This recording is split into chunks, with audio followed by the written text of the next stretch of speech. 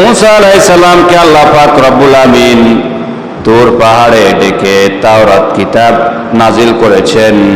তুর পাহাড়ে তাওরাত কিতাব হযরত মুসা আলাইহিস সালামকে আল্লাহ পাক রব্বুল আমিন দিয়েছেন।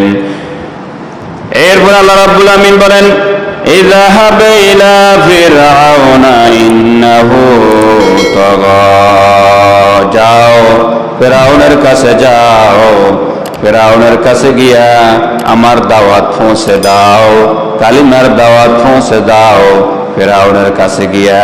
তাহলে ফিরআউনের কাছে হযরত মুসা আলাইহিস সালাম আল্লাহ পাক রব্বুল আমিনের পক্ষ থেকে দাওয়াত দিতে গেলেন। আল্লাহ রাব্বুল আমিন বলেন, কেন তাকে দাওয়াত দেওয়া হবে? ইযহাব ইলা ফিরআউনা ইন্নাহু তাগা, কেননা ফিরআউন কিন্তু অনেক সীমা লঙ্ঘন করেছে। কিরকম সীমা লঙ্ঘন করেছে? ফিরআউন নিজেকে কি দাবি করেছে, সামনে সে আলোচনা আসবে। আল্লাহ রাব্বুল আমিন বলেন, ফাকুল হাল্লাকা ইলা আন তাযাক্কা, অতঃপর বলো তোমার কি ইচ্ছে আছে যে তুমি পবিত্র হবে? তুমি কি পবিত্র হওয়ার ইচ্ছে রাখো? ওয়া আহাদিয়াকা ইলা রাব্বিকা ফাতাখশা, তোমাকে পথ দেখাবে তোমার রবের দিকে, অতঃপর তোমাকে পথ দেখাবে আর আমি তোমাকে তোমার রবের দিকে পথ দেখাবো যাতে তুমি তাকে ভয় করো। আল্লাহ পাক রব্বুল আমিনের দিকে পথ দেখানো হবে।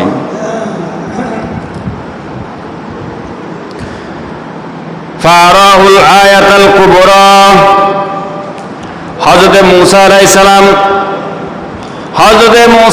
সালাম ফিরআউন যখন হযরত মুসা আলাইহিস সালাম যখন ফিরআউনকে দাওয়াত দিল, ফিরআউনকে দাওয়াত দেওয়ার জন্য যখন গেল, মুসা আলাইহিস সালামকে হযরত মুসা আলাইহিস সালামকে ফিরআউন বলল, তুমি যে নবী, তুমি যে আল্লাহর প্রেরিত রাসূল, তার কি প্রমাণ আছে? তুমি কি কোন প্রমাণ দেখাতে পারবে? হযরত মুসা আলাইহিস সালাম অনেক বড় একজন নবী ছিলেন। ফিরআউন প্রশ্ন করল, তুমি যে নবীর প্রমাণ কি? যুগে যুগে যত নবী এই দুনিয়ায় এসেছে, আল্লাহ পাক রব্বুল আমিন প্রত্যেকটা নবীকে প্রমাণ স্বরূপ মুজিজা দিয়েছেন। মুজিজা, নবীরা এই দুনিয়ায় অনেক মুজিজা দেখিয়েছে।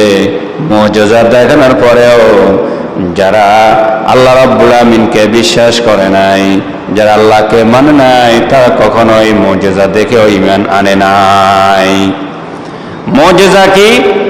হযরত মুসা আলাইহিস সালাম বললেন, আমি যে আল্লাহ রাব্বুল আমিনের রাসূল, আমি যে আল্লাহ রাব্বুল আমিনের পক্ষ থেকে প্রেরিত নবী, এর জন্য তোমরা কি প্রমাণ চাও? আমি আল্লাহ পাক রব্বুল আমিনের পক্ষ থেকে তোমাদেরকে সব প্রমাণ আমি দেখাবো। দেখেন, তারা বলল যে তুমি যে নবী, এর প্রমাণ কি?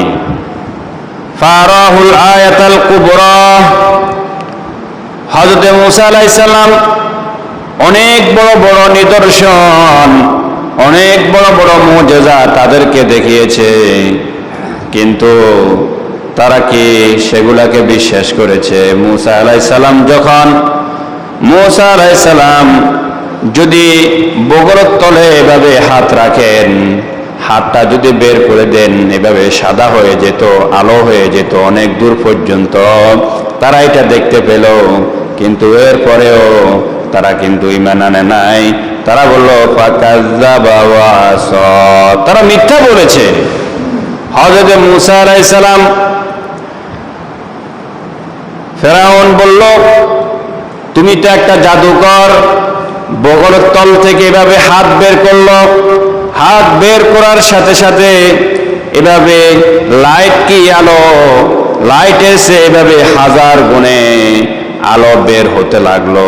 হযরত মুসা আলাইহিস সালামকে মিথ্যা বলল, আর ফিরআউন বলল এটা আসলে জাদু। এটা কি? জাদু।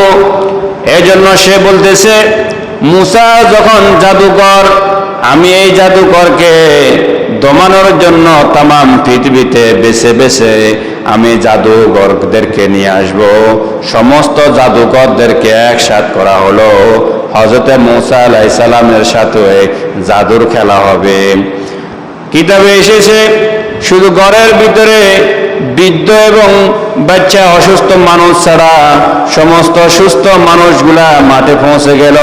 কেমন করে মুসা আলাইহিস সালামের সাথে জাদুর খেলা হয় আমরা একটু দেখব কিভাবে জাদু খেলা হয়। ফেরাউন সমস্ত জাদুকরদেরকে বিশ্ব থেকে যাচাই বাছাই করে বড় বড় জাদুকরদেরকে একসাথ করলেন মুসা আলাইহিস সালামকে গায়েল করার জন্য।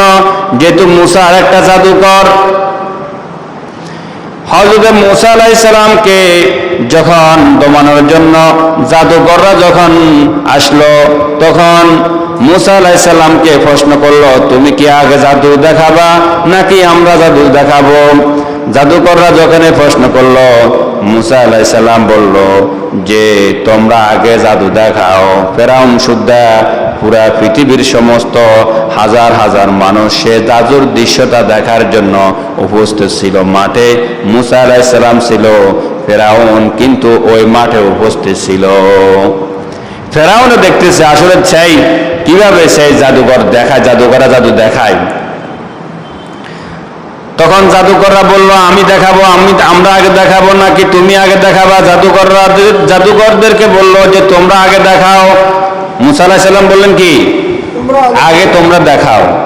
তখন এরা ছোট ছোট লাঠি ফেললো, প্রত্যেকটা ছোট ছোট এই রশি, তারা কয়েকটা ছোট ছোট রশি যখন রাস্তায় ফেললো, মাটিতে ফেললো, ছোট্ট ছোট্ট একটা একটা সাপ হয়ে গেলে যাচ্ছে, জাদু দেখাচ্ছে। হযরত মুসা আলাইহিস সালামকে বললো, এবার তুমি তোমার জাদু দেখাও। ফিচ্ছি ফিচ্ছি সাপগুলা যখন নাড়াচড়া করতেছে ওই জাদুকরদের, মুসা আলাইহিস সালাম তো ভয় পেয়ে গেলেন যে আমি কি জাদু দেখামু, আমার কাছে তো জাদু নাই। মুসা আলাইহিস সালাম কি জাদু দেখান? কথা বলো না। মুসা আলাইহিস সালাম কি জাদু দেখান? মুসা আলাইহিস সালাম বললো, আমি কি করব, আমার কাছে তো কোনো জাদু নাই। আল্লাহ রাব্বুল আমিন বললেন, ও মুসা তোমার কাছে জাদু নাই, তোমার হাতে যে লাঠিটা আছে তুমি শুধু জমিনে একটু ছাড়ো, জমিনে একটু লাঠিটা ফালাও। মুসা আলাইহিস সালাম যখন জমিনে লাঠিটা ফেললো, সাথে সাথে হাতের লাঠিটা মস্ত বড় অজগরে পরিণত হয়ে গেল, অনেক বড় অজগর। এভাবে যখন হা করলো, সমস্ত জাদুকররা যত কিছু দেখাইছে নিচে সব কিছু ওই হার সাথে সাথে সাপের পেটের ভিতরে, অজগর সাপের পেটের ভিতরে ঢুকে গেল। এভাবে যখন হা করলো মনে হচ্ছে পুরা দুনিয়ার সমস্ত মানুষগুলা সাপের পেটের ভিতরে ঢুকে যাবে। এই দৃশ্য যখন জাদুকররা দেখলো, পুরা পৃথিবী থেকে জাদুকররা যে জাদু নিয়ে আসলো, জাদুকররা এই দৃশ্য দেখা মাত্রই মুসা আলাইহিস সালামের কাছে তারা সেজদায় পড়ে গেল আর বলল, না না না, এটা জাদু না, এটা জাদু না। জাদুকররা বলল, আমরা মুসা রবের উপর ঈমান আনছি, আমরা আমাদের রবের উপর ঈমান আনছি। সমস্ত জাদুকররা সাথে সাথে মুসলমান হয়ে গেছে, ঈমানদার হয়ে গেছে। ফেরাউন জিজ্ঞাসা করলো, এই তোরা যে মুসলমান হলি, তোরা যে মুসার রবের প্রতি ঈমান আনলি, আমার অনুমতি নিছস? আমার অনুমতি নিছস তোরা? তোদেরকে আমি শুলিতে ছড়াবো, তোদের ডান পা কেটে দিব, তার তোদের বাম হাত কেটে দিব, তোদের বাম পা কেটে দিব, তোদের ডান হাত কেটে দিব, তোদের প্রত্যেকটা ব্যক্তিকে শুলিতে ছড়াবো। এরপরেও ফেরাউন এত ভয় দেখিয়েছে মুসা আলাইহিস সালামের উপরে, যে সমস্ত জাদুকররা ঈমান এনেছে, এরপরেও এক মুহূর্তের জন্য ফেরাউনের কোনো কিছুকে তারা ভয় করে নাই। যারা আল্লাহকে বিশ্বাস করে, যারা আল্লাহর উপর ঈমান নেয়, তারা কখনো কখনো জালেম শাসককে ভয় করে না। যেহেতু তারা বিশ্বাস করে কাকে? তারা বিশ্বাস করে কারে? মুসা আলাইহিস সালামের সাথে এই জাদুকরদের সম্পর্ক কয় দিনের? কথা বলেন না। মুসা আলাইহিস সালামের সাথে এই জাদুকরদের সম্পর্ক কয় দিনের? হ্যাঁ কয় মেঘ 3 দিন কি আনে কেনে বুঝছেন 3 দিনের আনে কেনে বুঝছেন 3 দিনের আরো 2 দিন আগে কথা হয়েছে কেন মুসা আলাইহিস সালামের লগে জাদুকরদের সম্পর্ক কয় দিনের ক বছরের একদিনও তো নয় অল্প কতক্ষণ মুসা আলাইহিস সালাম রে মাঠে আনছে তারা মাঠে আসে এই অল্প কতক্ষণ জাদুর ভিতরে মুসা আলাইহিস সালামের সাথে জাদুকরদের সম্পর্ক নাকি বছর বছর সম্পর্ক মুসা আলাইহিস সালামের সাথে জাদুকরদের সম্পর্ক মাত্র ক্ষণিকের অল্প সময়ের কি সম্পর্ক কিন্তু তারা যে দৃশ্য দেখেছে তাদের অন্তর সাক্ষী দিয়েছে যে মুসা আলাইহিস সালাম আল্লাহ প্রেরিত নবী আল্লাহর নবী এটি জাদু নয় জাদু দিয়ে গায়েল করতে পারে কিন্তু এটা জাদু না মনে হচ্ছে পুরা পৃথিবীটা এই সাপের পেটের ভিতরে ঢুকে যাবে আসলে কি জাদুকররা যে বুঝতে পারছে যে আসলে এটা জাদু না আসলে কি জাদু নাকি এখন ফেরাউনে ভয় দেখাইলো খবরদার ফিরে আয় মুসা আলাইহিস সালামকে বিশ্বাস করিস না এই জাদুকর তারা বলল না মুসা আলাইহিস সালাম আল্লাহর নবী তারা সেজদায় পড়ে গেল আল্লাহকে বিশ্বাস করলো ফেরাউনে বলল তোদের আমি উলট পালট করে শাস্তি দিব উলট পালট শাস্তি কি অর্থাৎ যদি ডাইন হাত কাটে তাহলে তার বাম হাত কাট যদি ডাইন হাত কাটে তাহলে তার বাম পা কাটবে আর কারো যদি বাম পা কাটে তাহলে তার বাম হাত কাটবে অর্থাৎ উলট পালট করে কাটবে আর কি এইভাবে তাদেরকে কেটে তাদেরকে সুরুজ ছড়াবে কে বলতেছে ফেরাউনে কে বলতেছে ফেরাউনে এখন এই ফেরাউনের এই শাস্তির কথা শুনেও হযরত মুসা আলাইহিস সালামের উপরে আল্লাহর উপরে জাদুকররা যে ঈমান আনছে তারা কি ফিরে গেছে তারা কি এই কষ্টের সম্মুখীন হওয়ার পরেও তারা কি ঈমান হারা হয়েছে অর্থাৎ যে ব্যক্তি আল্লাহকে বিশ্বাস করবে যে ব্যক্তি আল্লাহর উপরে ঈমান আনবে তাদের উপরে যত নির্যাতন জুলুম হোক না কেন তারা কখনো ঈমান হারা হয় না কেননা তারা মনে করে সামান্য দুনিয়ার কষ্ট ভোগ করলে অসুবিধা কি আমার জন্য তো চোখ বন্ধ হইলে আমার জন্য নাজ নেয়ামত উপস্থিত হয়ে যাবে সুবহানাল্লাহ আল্লাহ রাসূলের উপরে যে সমস্ত সাহাবীরা ঈমান এনেছে আল্লাহকে বিশ্বাস করেছে তাদের উপরে নির্যাতন চলেছে জুলুম হয়েছে হযরতে বেলাল রাদিয়াল্লাহু তাআলা আনহু হযরত বেলাল রাদিয়াল্লাহু তাআলা আনহুর উপরে কত নির্যাতন জুলুম হয়েছে এভাবে উত্তপ্ত গরম বালুর ভিতরে টানা হিজড়া করতে করতে নিয়ে গেছে আর বলা হলো বল কালিমা সাদ নবীর উপরে ঈমান আনছস নবীর উপরে ঈমান ছাড় আজকে যদি ঈমান না ছাড়ো এরকম তোমাকে উত্তপ্ত বালুর ভিতরে গরম বালুর ভিতরে তোমাকে টানা হবে এরপরেও এক মুহূর্তের জন্য তারা ঈমান ছাড়ে নাই এক মুহূর্তের জন্য তারা ঈমান ছাড়ে নাই ঈমান আরা হয় নাই আল্লাহ পাক রব্বুল আমিন যাদের অন্তরে ঈমানের স্বাদ একবার ঢুকাই দেন তারা কখনো ঈমান হারা হয় না ঠিক কি না এই জন্য ফেরাউনে বলল কি ফেরাউনে বলল ফাকাজ্জাবা ওয়া আসা এগুলা সব ভানোয়াট এগুলা সব জাদু মুসা আলাইহিস সালাম এই জাদু দিয়া আসলে আমার রাজত্ব দখল করবার চেষ্টা করতেছে মুসা এই সমস্ত জাদু দিয়া আসলে আমার রাজত্ব দখল করার চেষ্টা ফেরাউন কিন্তু এখনো বলতেছে যে আসলে এগুলা কি জাদু ফেরাউনে কি বলতেছে এখনো বলতেছে এগুলা কি এখনো বলতেছে এগুলা জাদু যুগে যুগে প্রত্যেকটা নবী যখন কখনো মুজিজা দেখিয়েছে তখন তারা বলেছে এগুলা জাদু এগুলা কি জাদু আর নয় বলেছে এটা পাগল এটা কি হয়ে গেছে নাউজুবিল্লাহ এরা কি হয়ে গেছে পাগল হয়ে গেছে বাপ দাদার ধর্ম বাদ দিয়া এরা কি হয়ে গেছে পাগল হয়ে গেছে নাউজুবিল্লাহ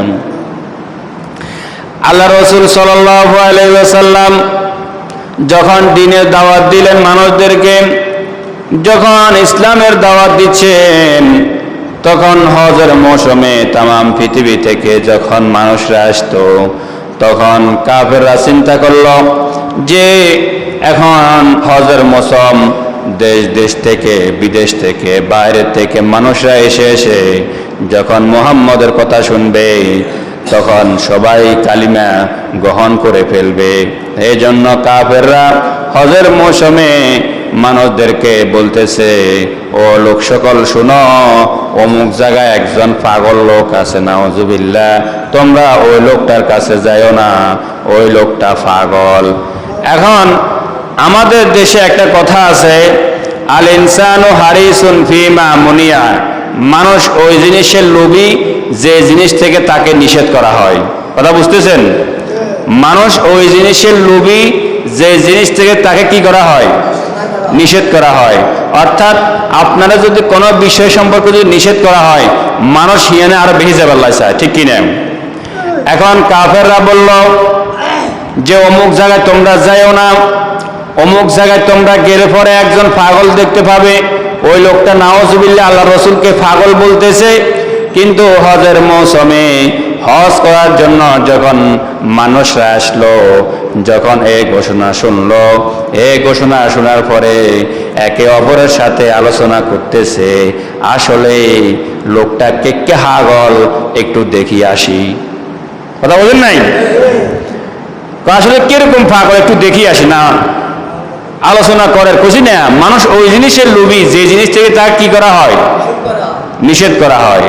আসলে একটু চলরে একসাথে দেখি আসে। যে ঘোষণা করছে যে লোকটা যে পাগল হয়ে গেছে, লোকটা বলো মৃত্যু পাগল হয়ে গেছে, একটু দেখি যে চল। এখন দলে দলে যায়, যখন যাচ্ছে তখন বলতেছে যে আসলে তো এর চেহারা সুরতে কর, এ পাগল নয়, এ মৃত্যুক নয়, এটা নিশ্চয় নবী। সুবহানাল্লাহ বলেন। চেহারা দেখলেই যে যায়, চেহারা যখন দেখে তখন বলতেছে আসলে না, এটা কি নয়, পাগল নয়, এটা তো নবীর চেহারা। তখন তারা গোপনে সেখানে মুসলমান হয়ে গেছে।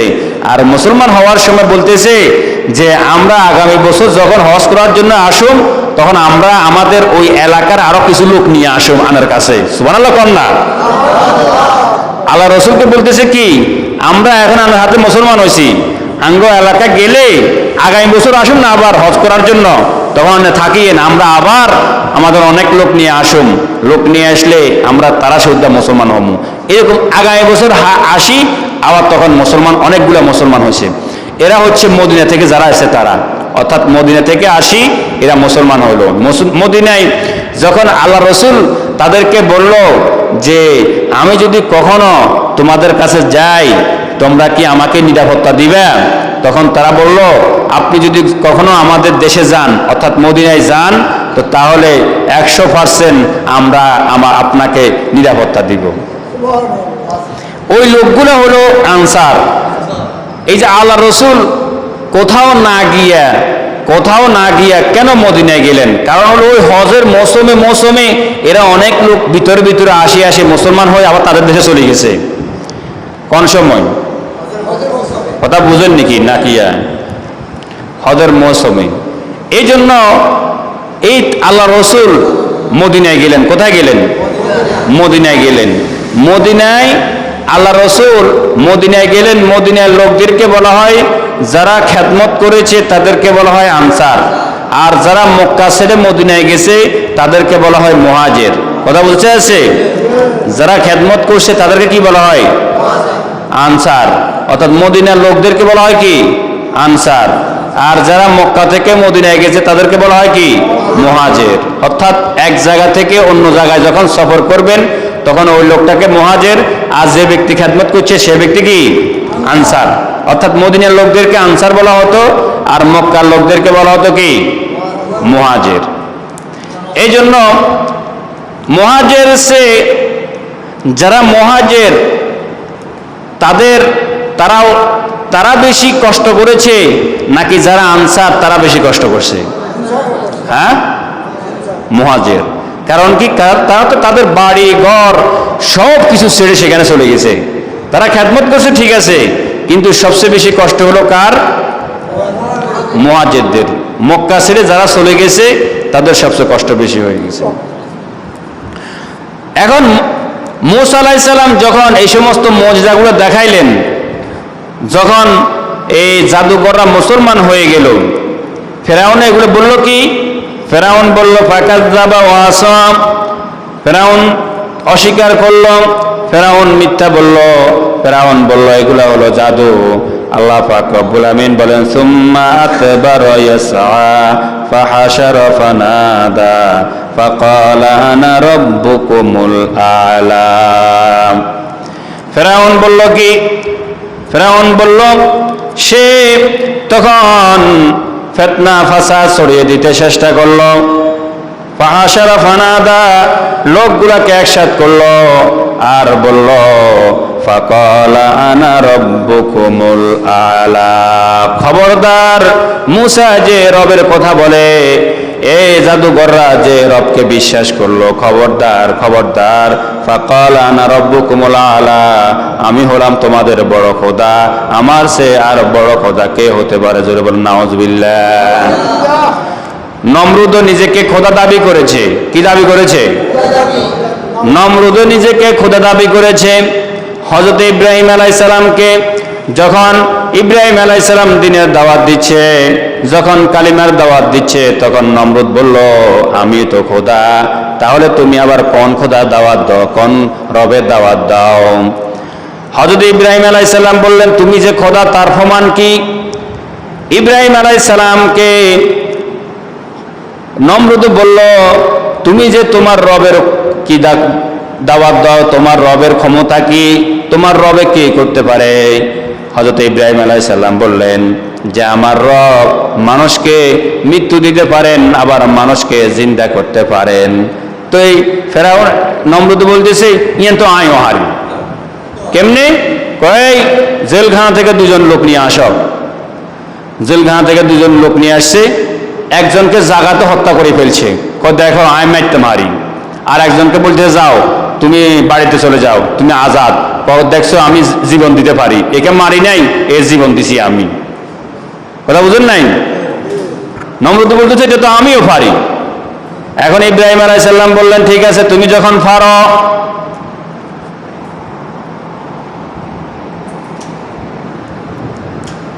তখন হযরত ইব্রাহিম আলাইহিস সালাম বললেন ঠিক আছে তুমি তো একজনের জান দিলা আর একজনের মৃত্যু দিলা, তো ঠিক আছে আমার আল্লাহ রাব্বুল আমিন সূর্য ওঠান পূর্ব দিক থেকে, সূর্য ডুবান কোন দিকে? কথা বলেন না। আল্লাহ পাক রব্বুল আমিন সূর্য ওঠান কোন দিকে? পূর্ব দিকে উঠে পশ্চিম দিকে ডুবে। এখন তুমি যদি তোমার যদি ক্ষমতা থাকে, তুমি যদি রব হয়ে থাকো, তো তাহলে তুমি আজকে থেকে সূর্যকে অর্ডার দাও এই সূর্য উঠো পশ্চিম থেকে ডুবো পূর্ব দিকে। এখন পারবে? এখন তার খোদাইগিরি ছুড়ে যাবে না? আল্লাহ রাব্বুল আমিন বলেন ফাআখাযাহুল্লাহু নাকালাল আখিরাতি ওয়াল উলা, আমি দুনিয়া ও আখিরাতের আযাবে যখন ফেরাউনকে পাকড়াও করলাম। এখন মুসা আলাইহিস সালাম তার সঙ্গী সাথী নিয়ে যখন এই সাগর দিয়ে চলে যাচ্ছে, এখন ফেরাউন যখন শুনতে পেল যে মুসা আলাইহিস সালাম দেশ ছাড়ে চলে যার, তখন সেও শূন্য সামন্ত নিয়ে একদম তাদেরকে পিছনে পিছনে দৌড়তেছে। এখন মুসা আলাইহিস সালাম যখন আসতে আসতে যখন দেখলো যে সামনে নদী, পিছনে কি? সামনে হলো নদী।